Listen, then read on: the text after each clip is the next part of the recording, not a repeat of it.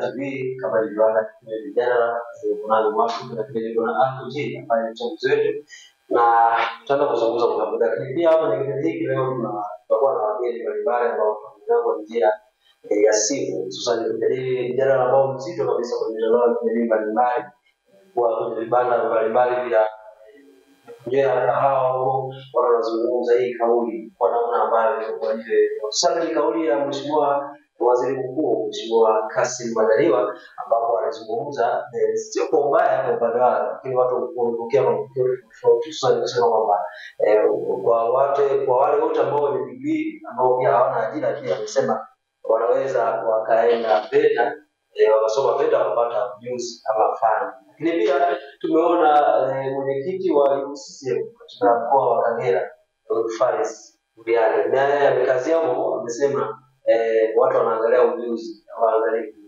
degree angalia kwa maanisha naomba watu waende VETA kwa ujuzi. Kwa mambo ni mengi na tutasikiliza watu hapa wachambuzi, lakini pia tunakuambia wanazungumziaje. Moja kwa moja nipasie kutia pate kuzungumza na watu ambao kuna asante sana Mwafrika, na twende moja kwa moja. Binafsi sitamani leo niwe mchambuzi sana kwa sababu tunao wachambuzi ambao wana vitu vingi, lakini tu nimkumbushe mtazamaji ni kwamba kipindi hiki kimedhaminiwa na Ngara Avocado Garden ambao wanapatikana kata ya Kabanga wilayani Ngara mkoani Kagera. Wao wanazalisha miti ya parachichi na wanasafirisha nchi nzima, na nawakaribisha pia wafanyabiashara wengine kuweza kutangaza bidhaa zao kupitia Simamia TV, kwa sababu Ngara Avocado Garden wanajivunia matangazo yanayopita hapa Simamia TV kwenye soko lao la miche ya parachichi. Lakini kwa kuanza natamani tuanzie Dar es Salaam. Sawa. Tunaye kada wa Chama cha Mapinduzi, lakini pia mchambuzi wa masuala ya kisiasa, kijamii, kiuchumi, kote huko amebobea, lakini pia ni mwanatasnia ya habari. Kwa hiyo anajiita mchambuzi asiyependa teuzi na amekuwa akichambua sehemu mbalimbali, lakini naamini ninapomkaribisha hapa basi ataweza kujitambulisha, na moja kwa moja nimkaribishe hapa Bwana Hamisi. Naam. Habari ya wakati huu? Nashukuru sana sisi za huko. Huko moja kwa moja kupitia Simamia TV, na nikukaribisha moja kwa moja mtazamaji anataka kumfahamu mchambuzi asiyependa uteuzi lakini kada wa Chama cha Mapinduzi. Jitambulisha kwa majina yako. Hapana, sio kada wa chama na tusiki katika masuala ya kisiasa. Ndio. Mimi ni mchambuzi asiyependa uteuzi Hamisa Ramadhani. Niseme kwamba kauli ya Waziri Mkuu wa Jamhuri ya Muungano wa Tanzania Kassim Majaliwa ni kauli ya msingi sana ambayo inabidi ichukuliwe kwa uzito mkubwa, kwa sababu lengo ni kuhakikisha kwamba taifa linakuwa na wasomi ambao wana uwezo wa kuhakikisha taifa linaenda kuzalisha. Kila msomi anayesoma katika taifa hili anaenda kuzalisha Tanzania ikapata chochote kupitia yeye, lakini na yeye pia kufaika na ile elimu aliyokuwa nayo. Na hii yote serikali imejifunza kupitia changamoto ya muda mrefu ambapo kulikuwa na wasomi na kuendelea kuwa na wasomi, lakini ukiangalia tena miundombinu yake mingi sana inafanywa na watu wa nje. Vile kwa mfano swala kama barabara zetu nyingi kwa zinafanywa na watu wa nje. Miradi yetu mingi ni kwa mikubwa ile inatoka nje. Sasa tunafanyaje? Nadhani kuona kwamba sasa wapi tulikosea na nini tunaanza. Naona hata katika midawala hii sasa imebadilika, pia inalenga ujuzi zaidi, kwamba iwe mtu anaonyesha vyeti vipata kabisa na jisikia chini, lakini bila kule ufisadi baada ya kutafuta kitu. Kwa hiyo serikali sasa imeona ijikite huko, hata wale ambao wamesoma katika ngazi tofauti wasione kwamba labda pengine wamekalauliwa, hawajazauliwa zaidi. Serikali kutokana na hili kwamba na wao katika jamii wataonekana ni watu waweza kufanya kitu ambapo wao wenyewe wataenda kunufaika, lakini serikali nayo itaenda kunufaika kwa wasomi wake. Kwa hiyo wengi wamemaliza, lakini kwa wale ambao watakaoendelea kumaliza nao nadhani watapata nafasi nzuri zaidi, kwa sababu serikali kwa sasa imeandaa mazingira mazuri sana ya kuhakikisha kwamba Watanzania watakaokuwa wanamaliza katika nafasi tofauti tofauti watakuwa na ujuzi kiasi kwamba mambo yatakuwa mazuri. Haondoki Tanzania hivi hivi katika maeneo yetu ya kielimu, atakuwa na jambo la kuweza kuifanyia Jamhuri ya Muungano wa Tanzania na mambo yataenda vizuri. Hamisi, nikukatishe. Ndio. Sasa labda kwa mtazamo wako unataka kuiambia Simamia TV na mtazamaji anayetazama Simamia TV kwamba pengine wanafunzi wanaposoma kuanzia ngazi ya chini mpaka ngazi ya elimu ya chuo kikuu ama elimu ya juu, inamaanisha kwamba huko hapatiwi ujuzi? Tulikosea kwa kiasi kikubwa kipindi fulani. Goodluck, tunafahamu kwamba kuna kipindi baadhi ya vitu kwa Tanzania anawezekana akawa amesoma lakini akafika kazini akawa anaelekezwa kazi. Wapo miongoni mwao, tumeshuhudia mara kadhaa katika matokeo ya vidato mbalimbali, mwanafunzi katoka shule ya msingi amefaulu kwa sekondari lakini kuandika hajui. Kwa kama hizo zishakuwa mara kadhaa zinatolewa kwamba hajui kusoma wala kuandika. Sasa unajiuliza alifikaje sekondari? Kwa hiyo mambo kama haya sasa serikali ndio ikifikia kwenda kuyaboresha kuhakikisha mambo yanakuwa mazuri. Sasa angalia vyuo vyetu kwa namna gani vilikuwa vina changamoto mbalimbali. Kutoka chuo amesoma amemaliza degree ya mambo mbalimbali, lakini unapokwenda angalia leo katika kilimo tunazalisha kwa namna gani. Tanzania ina uwezo wa kulisha mataifa karibia mengi barani Afrika. Nikurudishe kidogo hapo Bwana Hamisi, nikurudishe kidogo hapa. Sawa, kwa kawaida tumeshuhudia tukiona kwamba wanaoenda kusomea ufundi ni watu ambao wamekuwa na level ndogo ya elimu, kwa elimu ya chini na tunazungumzia. Sasa kama utawachukua hawa wenye elimu ya ngazi ya juu na kuwapeleka kwenye ufundi, hauoni kama unaenda kuzuia nafasi za hawa watu ambao kwa kipindi hiki walikuwa wakipata nafasi za kazi na halikuwa wao walienda moja kwa moja kwenye ufundi na kuto kuenda kusoma chuo kikuu? Na kwa nini uboreshaji wa ujuzi usifanyike kwenye elimu ya juu na badala yake uendelee kurudishwa kule kwamba mtu ashaenda elimu ya juu halafu anarudi tena kwenye ufundi huko chini? Nadhani hiyo ni dharura, hiyo imechukuliwa kama dharura ya kwamba moja kwa moja sasa hao walishamaliza hizo ngazi za juu za elimu, lakini bahati mbaya wengine hawana ambacho wanakiweza katika ufundi. Nini watafanya? Maana yake hiyo inatumika kama dharura katika kuwapendelea upande mmoja ama mwingine, kwa sababu nao ni Watanzania wapate kitu cha kuweza kufanya, tukiachana na ile elimu yao ambayo kwa namna moja ama nyingine ilikuwa ina changamoto katika utendaji, katika ufanisi wa kuweza kufanya kazi fulani ya vitendo. Sasa bahati nzuri pia katika wale watakaokuja katika upande wa elimu, serikali imeshaweka mwongozo katika mtaala mpya, hata wale wanafunzi kuanzia shule za sekondari watakuwa moja kwa moja wanapata mafunzo yote kwamba ya kawaida, lakini pia na mafunzo ya ufundi pia. Na kwa mtazamo wako sasa, una dakika moja ya kumalizia. Una dakika moja ama sekunde 45 za kumalizia kwa sababu muda unakimbia kweli kweli. Unadhani hili litakuwa ni suluhisho la changamoto ya ajira kwa vijana nchini Tanzania? Kwa kiasi kikubwa itakuwa suluhisho, kwa sababu leo watu duniani kote changamoto ya ajira imekuwa ni kubwa. Lakini mambo yaweze kuwa mazuri katika upande wa ajira, lazima tuhakikishe kwamba vijana wameandaliwa katika namna gani. Wana uwezo wa kujiajiri. Hii itapelekea vijana wengi waweze kujiajiri na kuondoa malalamiko dhidi ya serikali, ajira. Serikali duniani kote haziwezi zikamwajiri kila mtu, nafasi za ajira zipo, lakini bado zinakuwa ni chache kwa sababu watu bado wapo wengi. Kwa namna moja ama nyingine hii inaenda kupunguza nafasi ya ajira, watu kuweza kujiajiri, lakini pia sio kujiajiri itapelekea waajiri na wenzao pia. Kwa serikali itakuwa inaajiri, lakini kila mtu mmoja atakuwa ametengeneza kiwanda, atakuwa ametengeneza kitu ambacho kinaweza kumfanya mtu mwingine aje kumwajiri pia na mwingine atamwajiri mwingine. Nikushukuru sana mchambuzi usiyependa teuzi, na asante kwa kushiriki kwenye mjadala wetu wa siku ya leo, na usisite kutupa ushirikiano mara pale tunapokuhitaji kwenye vipindi vyetu vya Simamia TV. Nashukuru sana. Huyu ni Bwana Hamisi Ramadhani kutokea Dar es Salaam, ni mwandishi wa habari lakini ni mchambuzi na mwanachama. wa Chama cha Mapinduzi.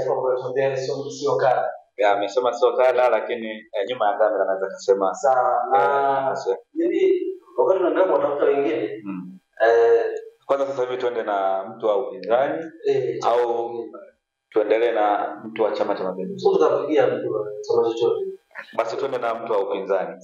Wakati tukiendelea na mfumo wa elimu yetu yaani na jinsi ulivyo, kuna watu ambao wameenda chuo tukamaliza degree na mimi namwambia arudi tena VETA. Kuna mzazi amewekeza kuuza ng'ombe viwanja ili mwanae asome mpaka degree. Sawa. Basi wakati tunaendelea kuzungumza Mwafrika, tunaye mwanachama wa chama cha upinzani. Huyu ni kutoka chama cha NCCR Mageuzi na ni mjumbe pia na ni katibu wilaya ya Ngara. Sawa. Huyu ni Mheshimiwa Joseph Balindie na tuko naye moja kwa moja hapa. Bila shaka sasa tumkaribishe mzee wetu. Mzee Balindie. Hello? Mzee Balindie. Naam. Uko moja kwa moja Simamia TV hapa na tunakukaribisha kwenye mada yetu. Wewe kama mwanachama wa chama chako hicho na unatafsirika kama mpinzani, unazungumziaje kauli ya waziri mkuu ambaye wameizungumzia kuhusiana na wahitimu wa chuo kikuu kurudi kupata ujuzi VETA kwa maana ya ufundi, lakini pia mwenyekiti wa UVCC mkoa wa Kagera Faris Burhan naye pia amesema kinachoangaliwa ni ujuzi na sio degree. Sasa wewe pia inawezekana ni mdau wa elimu, umepeleka watoto wako shule wamesoma mpaka ngazi ya chuo kikuu, sasa unapaswa uwarudishe wakapate ujuzi VETA. Karibu, nazungumziaje hili? Ya, swala hili ni swala ambalo kwa sehemu linaonekana litakuwa na maslahi, lakini kwa sehemu sio maslahi, kwa sababu kila siku wanapofikiria wao ndio ni kumpiga hasara mzazi. Pia mzazi kajikusuru kajitahidi katika mtoto mpaka chuo kikuu, halafu na amefika chuo kikuu amekuja amekaa mtaani, baadaye namwambia arudi VETA. Maana kama mwambia mtoto yuko la 7 unamwambia arudi la kwanza. Kwa maana hiyo mzee Balindie, unamaanisha kwamba kwa kauli hii ama kauli hizi ni dhahiri kwamba elimu ya chuo kikuu ama elimu ya juu nchini Tanzania haimpi ujuzi mtoto ama mwanafunzi? Bali kinachoonekana kwamba hiyo wanasema haifai, maana yake wanasema nadharia miaka yote hiyo mpaka chuo kikuu ni nadharia, hawakusema practical. Kwa maana mtu kama maandalizi ya kuweza kumwandaa mtoto kwamba ajitegemee mpaka kumrudishe VETA wakati amaliza chuo kikuu, maana yake ni elimu haina maana yoyote ya kusoma. Ni bora mtu angelimwazisha darasa la 4 akaishia la 4 alafu kaenda VETA. Kwa hiyo kwa maana hiyo kuna haja ya kufanya uboreshaji ama mfumo uwe mwendo wa kuhitimu chuo kikuu unarudishwa VETA. Yaani wanasema ile lugha kwamba wanakumbuka. Unajua Watanzania wengi huwa sisi tunazizika na kauli kwamba rais amefanya vizuri, amefanya kupelekea watoto waende kusoma, lakini maana yake ikizungumza ni kutaka kumpiga hasara mzazi. Mwingine ameuza mashamba yake yote kaenda kumsomesha kutoka chuo kikuu, halafu ametoka hapo amekuja nyumbani kukaa nyumbani na baba yake na mama yake kuanza kugongea kasukari, halafu kesho nawaambia milioni nyingine umpeleke VETA. Ile huu upoteza kutoka mapema kutoka darasa kwanza. Wengine wamesoma private, wengine wamesoma kwa kuuza mashamba. Ile unategemea hapo kuna wengi wataenda. Kwa hiyo mzee Joseph Balindie, unamaanisha kwamba kwa kauli hii inaweza kwenda kaathiri mfumo mzima wa wazazi kusomesha na pengine wakawafirisha kimakusudi waishie elimu za chini ili wakajiunge na VETA mapema? Wanatakiwa wachukue nafasi waambie mapema, wasikuja kutunga watu. Sasa kuna wengine sasa hawataenda hiyo vikuu, uchumi hawapeleka haupo. Watakuwa wanaweza wakasema kwamba ni bora pengine waishie elimu ya chini ili waende wamalizane na VETA mapema. Yaani maana yake wameondoa kwenye wale kwa huko ni kuwaondoa watu kwenye mfumo wasio na mategemeo kwamba serikali itawapa kibarua.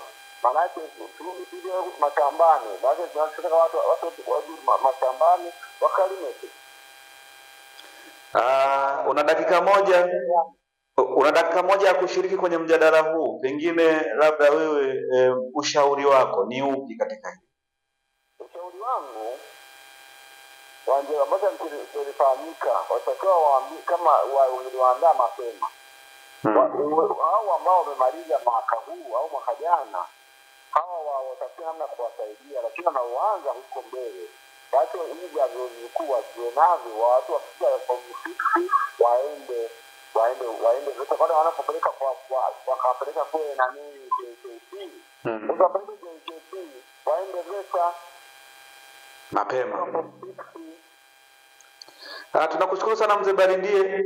Tunakushukuru mzee Barindie kwa kushiriki kwenye mjadala wetu wa siku ya leo, na tunaendelea na kuzungumza na wengine ambao wako tayari kwa ajili ya kushiriki mjadala huu, lakini usisite kuwa unashiriki pale tunapokuhitaji kwenye vipindi vyetu vya Simamia TV.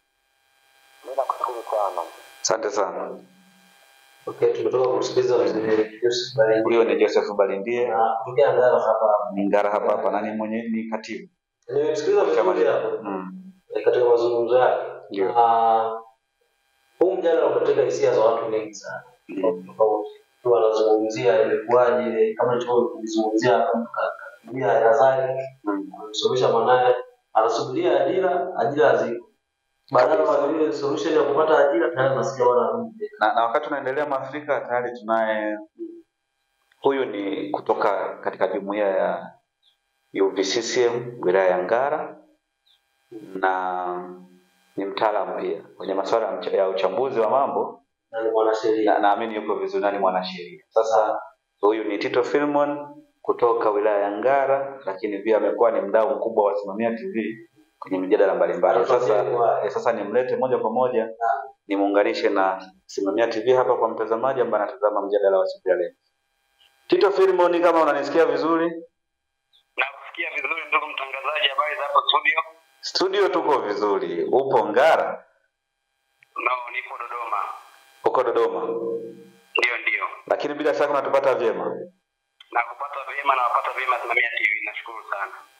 Sasa hapa tuko kwenye mjadala kama kawaida, kama mnavyojua.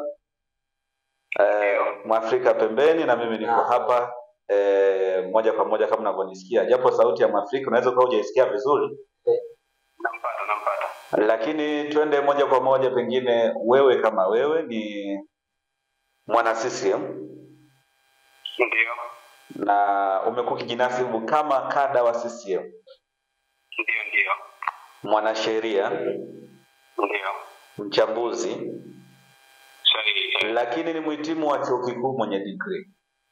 Ndio. Sasa wewe binafsi unazungumziaje kauli ya waziri mkuu pamoja na mwenyekiti wako wa UVCCM mkoa wa Kagera kuhusiana na swala zima la degree na ujuzi? Kwanza kabisa ndugu mtangazaji pamoja na Watanzania wote ambao wanafuatilia Simamia TV, kweli ni kwamba kauli zile zimepotoka. Na ni viongozi wetu kweli, kiongozi wa nchi na kiongozi wa chama mmoja, lakini ukweli ni kwamba kauli zile zimepotoka na hazifai kusikizwa na Watanzania ambao wanaiwazia mema taifa lao, ambao wanaiwazia mema nchi yao kwa maana ya kizazi cha sasa na kizazi kijacho. Kwa hiyo kwa ufupi, katika namna ya utangulizi naweza nikasema kwamba ni kauli chonganishi zenye kulenga kupotosha Watanzania na kushindwa kutoa suluhisho la uhaba wa ajira nchini. Kwa hiyo zimewekwa kama mbadala kwa ajili ya kuwa brainstorm Tanzania na kuwafanya jisikie wakiwa uplifted, kwa wametiwa moyo, lakini ni kitu ambacho hakiwezekani.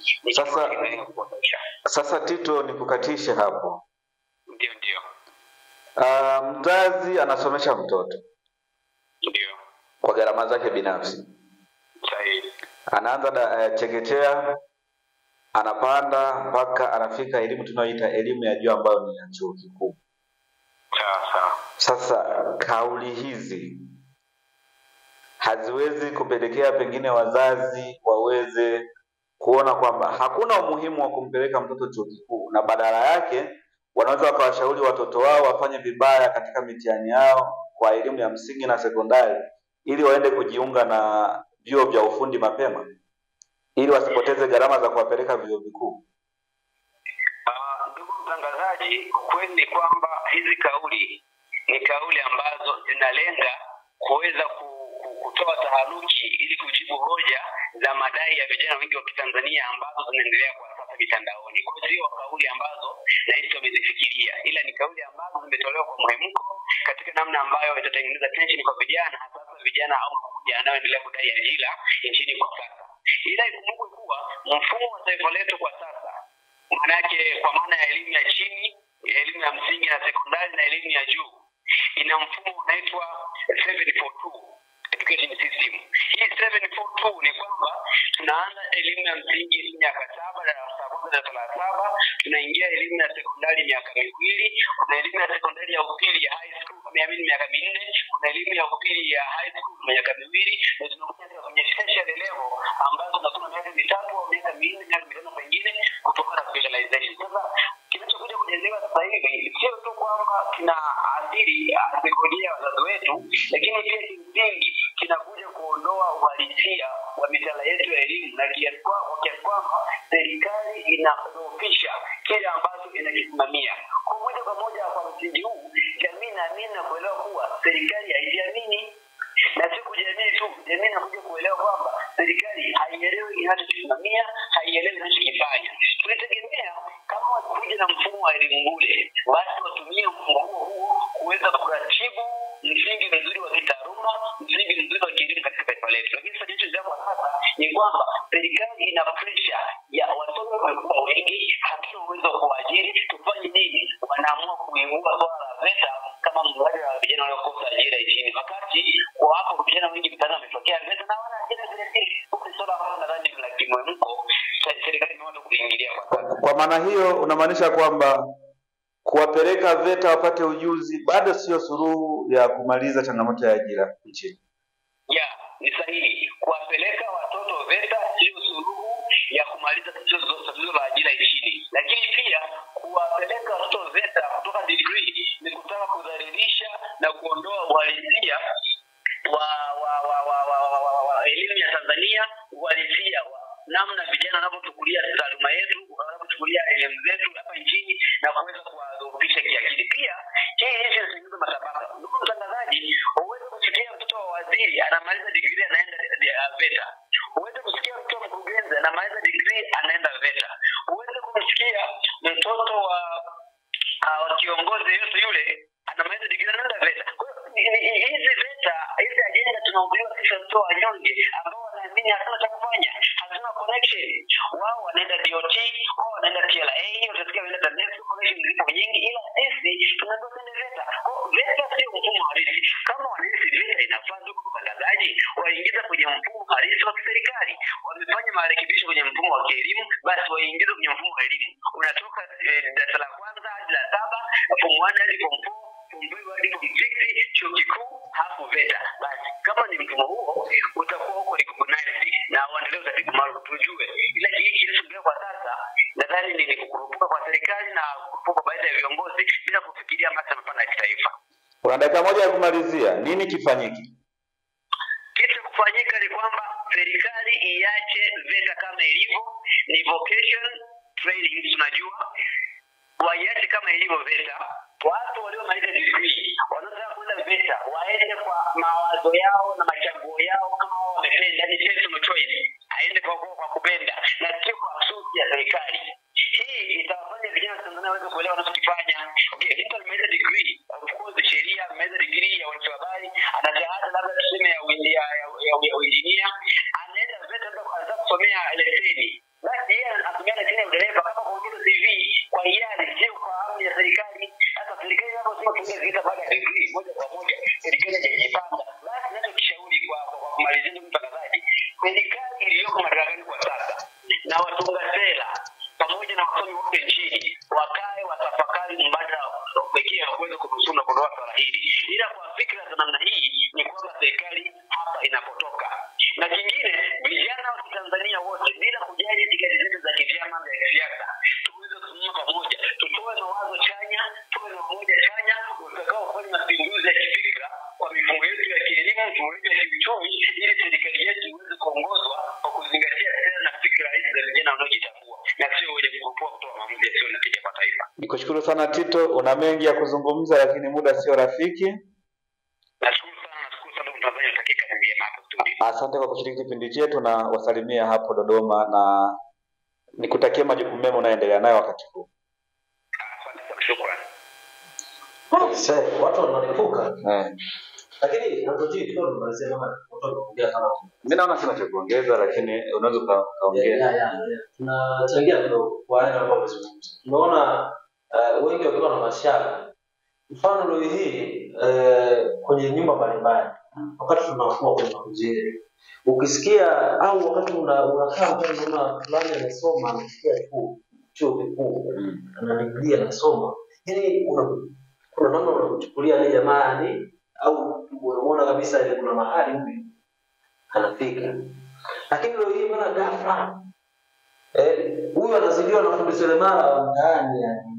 Fundi seremala na mimba atuzarau gani? Lakini Afrika 7 na 4 ambaye kichake anakuwa maana kuliko na unakuta huyu alienda ameleta mshahara mdogo na nani alisishwa kazi, ametengeneza kitanda vizuri, nyumba nyingi Tanzania hii waliozijenga ni sio watu ambao sio walioenda chuo. Ni uhalisia unachoongea. Maengineer ambao wanafundishwa si chuo kwa kuelekezwa ndio wamejenga nyumba mbalimbali. Uhalisia ni kwamba tasnia ya ufundi. Ufundi umekuwa ukiwapa watu ajira, na yani kwa maana kwamba watu wakiajiriwa na watu wakijiajiri na wanaojiajiri pia wakiajiri watu wengine, kwa sababu anapokuwa mtu ni fundi ujenzi maana yake ana masaidia fundi ambao katika masaidia fundi unakuta wengine wanajifunza ufundi bila hata kwenda kwenye chuo cha ufundi. Lakini tunaona kuna watu ambao wanajifunza mechanical, masuala ya kutengeneza magari. Imefika muda mtu anakuambia bwana huyu wa chuo huyu wa mtaani, yani kwamba mtu ambaye amejifunzia garage utengenezaji gari yuko bora zaidi kuliko mtu ambaye vile pia hata kwenye udereva wanawasifia madereva ambao wanajifunza mtaani kuliko wale ambao ni wa theory tunasema. Kwa hiyo imekuwa ni changamoto kubwa sana kwenye mfumo wa elimu ya Tanzania, na mwisho inapelekea pia elimu ionekane ni kama imeporomoka, imeshuka thamani na vitu vingine kama hivyo. Na kama umewasikiliza watu vizuri walivyokuwa wakizungumza, karibia wote tukiachana wale wa kwanza wamegusia kwamba bado kwanza ni wote. Nakumbuka hata Hamisi alisema kwamba hakuna nchi inayoajiri watu wote. Kwa hiyo kumbe bado kuwapeleka VETA baada ya kutoka chuo kikuu bado haitokuwa dawa au mwafaka wa changamoto ya ajira nchini, kwa sababu bado watakaokosa ajira watakuwepo. Lakini mimi niseme pia bado uhitaji wa watu kuajiriwa kwenye nafasi mbalimbali, bado nafasi ni nyingi sana ambazo zinatakiwa kujazwa. Mfano tukiangalia walimu na shule zina walimu wachache sana. Tukienda kwenye vituo vya afya na zahanati na hospitali bado madaktari wanahitajika. Yaani kwenye nafasi nyingi sana zinahitaji watu wengi. Angalia kama maafisa kilimo. Leo hii ukizunguka Kabanga utapata maafisa kilimo wangapi? Wawili au watatu, hawezi kuzidi hapo. Hata ni kubwa, ina vijiji 6, ina vitongoji zaidi ya 20, kwenye 20-25 huko. Hawa watu wawili watatu hawawezi kuhudumia kata nzima. Inamaanisha kwamba nafasi bado zinahitaji. Na watu wenye ujuzi huo wapo. Kwa hiyo ajira bado serikali za Kiafrika nadhani nikasema haijatengeneza mifumo mizuri, na bado pia hata nafasi ya watu ambao wana ujuzi kuweza kujiajiri na kuajiri watu wengine bado imekuwa ni changamoto kutokana na mifumo ambayo ipo. Sana, tukusa na ngojea, lakini nimalizie tu moja. Nchi yoyote haiwezi, yani nchi kama nchi au serikali haiwezi ikawa ni tuseme ni mhusika mkubwa wa kutoa ajira na kuajiri watu, isipokuwa mtazamo, lakini sheria, mifumo mbalimbali kurahisisha wawekezaji kuwekeza katika mazingira mazuri. Kwa hiyo mimi kwa ushauri wangu kwa mazuri, serikali kama inaweza tukufanya ni kuweka mazingira mazuri ya kujiajiri, ama mtu kuja kuanzisha nani, kufanya shughuli fulani hapa nchini kwa diaspora hivi, lakini mtu akiwaza kufungua ofisi au mjini pale anashangaa mama na mabuyu wanataka kuobibu, yani kama ujaanza kuona tunapigwa rungu mpaka wanafunga biashara, na wewe kufungua genge lako pale alipoti watakao kuja hapo mpaka wanasema pia kwa mazingira ambayo kwanza yanarahisishwa. Hatusikia serikali kwa sababu ukiweka mazingira, serikali hatukatai kusanya kodi, lakini sio mlimbikizo wa makodi mengi. Maana umeanza tu mara ukati mara ukati ya kwambia sikuwa nini hausi kwenye sikuwa fulani mara sisi nini ndio tukiondoa serikali ikiweka uwezeshaji mzuri wa namna ya watu kujiajiri na kuanzisha biashara zao ama viwanda mbalimbali ndogo, basi itakuwa ni 40 kubwa. Kuna watu wanapesa hapa nchini, lakini akiwaza kufungua kuanzia dukani anaanza na magari na kusika badala ya kuendelea kufika ni post serikali ya namna ya kufanya mazingira marahisi na mazuri. Mimi Afrika nilikuwa na mtafiti, lakini wasikiza wazungumzi wetu wa sasa mbali kusikiza mimi kwa kutoka pale jijini Dar es Salaam, lakini pia tunasikiliza mchambuzi mzee Yusuf Malimia pia ni kada wa chama cha Islam News na katibu wa chama hicho ambaye ni anaongoza ndani. Tunasikiliza Tito Philemon, huyu ni mwanasheria by professional, lakini pia wanasoma mwanasheria so ndio wakirimsoma na Islam sheria hapa ndio naye na kada chama cha CCM naye amezungumza ili na sisi tumehitimisha hivyo. Na wewe mtazamaji una nafasi ya kuweka maoni yako chini. Unazungumzaje nini kwa 40 wa ajira? Je, VETA kama wanaozungumza viongozi ama tutafuta namna nyingine ya kuboresha